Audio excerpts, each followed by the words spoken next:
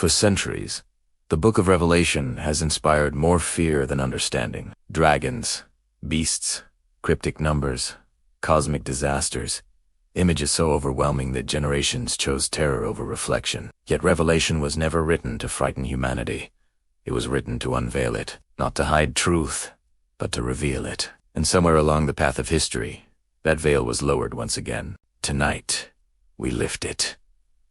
To understand Revelation, we must return not to the end of time, but to a forgotten place at the edge of the world. The island of Patmos, a barren rock in the Aegean Sea. A Roman prison colony, a place where voices were meant to disappear. Here, at the end of his life, the Apostle John was exiled, not for rebellion, but for testimony. Old, alone, silenced by empire. And it is precisely in this isolation that the most powerful vision in Christian history is born. One day, while immersed in prayer, John hears a voice like a trumpet. I am the Alpha and the Omega when it turns. He does not see the carpenter of Galilee. He sees the cosmic Christ eyes like fire, a voice like rushing waters, stars held in his hand, a sword issuing from his mouth. This is not Jesus diminished. This is Jesus revealed. John collapses in fear. But the voice speaks gently. Do not be afraid. Write what you are about to see. And so the apocalypse begins. The word apocalypse comes from the Greek apokalypsis, to uncover, to unveil, to disclose what was hidden. Revelation is not chaos. Edie's pattern. Before judgment comes preparation. Before destruction comes warning. Before the end comes revelation. Christ first addresses the 7 churches, not as historical footnotes, but as mirrors, faithful and corrupt, persevering and complacent. Every era finds itself reflected there. Then the veil lifts further. John is drawn into the throne room of heaven, and what he sees is not disorder, but structure. A throne at the center of reality. Elders casting crowns. Living creatures echoing ancient Near Eastern symbolism. Lion, ox, man, eagle, guardians of cosmic order known long before Christianity. At the heart of it all lies a sealed scroll. History itself, closed. No one is worthy to open it. John weeps, until he witnesses the paradox that defines Revelation. Not a conquering lion, but a slain lamb. Power through sacrifice, victory through surrender. As the seals are broken, the horsemen ride conquest disguised as peace, war, economic injustice, death. These are not future inventions. They are ancient cycles, intensifying whenever humanity forgets restraint. Even the martyrs cry out, not for revenge, but for meaning. And then heaven falls silent. Half an hour where all motion stops, because silence always precedes transformation. A truth known in Jewish mysticism, Hermetic philosophy, and early Christian Gnostic circles alike. When the trumpets sound, nature itself fractures. Waters turn bitter. Skies darkened. Fire falls. John uses the language of the 1st century to describe what modern humanity recognizes instantly. Ecological collapse, technological warfare, mass deception. Then the beast emerges, not merely as a man, but as a system. Political authority fused with spiritual manipulation. The false prophet does not conquer with weapons, but with persuasion. A world where buying and selling require compliance, where identity becomes transactional, where belief is tolerated only if it remains silent. This is not speculation, it is pattern recognition.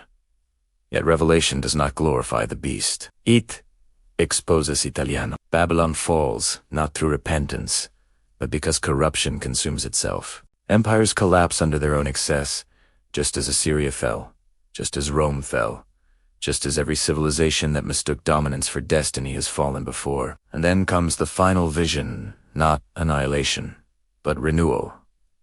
A new heaven, a new earth, not escape from creation, but its restoration. God does not abandon the world.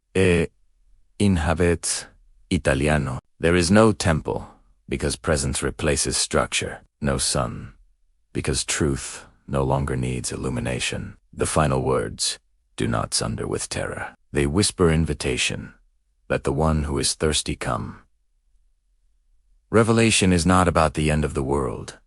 It is about the end of illusion, the end of systems without soul, the end of power without truth, the end of fear born from misunderstanding. And perhaps the most unsettling realization of all is this: the apocalypse is not coming. It has already begun. The only question is whether we will recognize it as destruction or as unveiling. Revelation did not emerge in isolation. John was not inventing a language. He was speaking an ancient one. Long before Patmos, Jewish apocalyptic writers mapped history through symbols, visions, beasts, numbers, and cosmic conflict. Revelation stands at the culmination of a long tradition, not its origin. To understand John, we must listen to the voices history later silenced. Centuries before Revelation, the Book of Enoch shaped Jewish and early Christian imagination. Quoted directly in the Epistle of Jude, it presented a cosmos in conflict, angels falling, watchers descending, forbidden knowledge, corrupting humanity. Revelation's dragon, abyss, and fallen stars do not appear suddenly. They continue Enoch's narrative. In ancient thought, stars were not celestial objects alone. They were powers, rulers, intelligences. When John sees stars fall, he is describing authority collapsing, not astronomy. Other early texts, like the Apocalypse of Peter, once read in churches, emphasized judgment not as cruelty, but as exposure. Punishment was symbolic, proportional, restorative. Judgment was not divine rage. It was truth unveiled. This is why early mystics feared Revelation less than modern readers. They understood it. Gnostic texts recovered at Nag Hammadi deepen this understanding further. In writings like the Apocalypse of Adam and the Secret Book of John, the cosmic war becomes internal.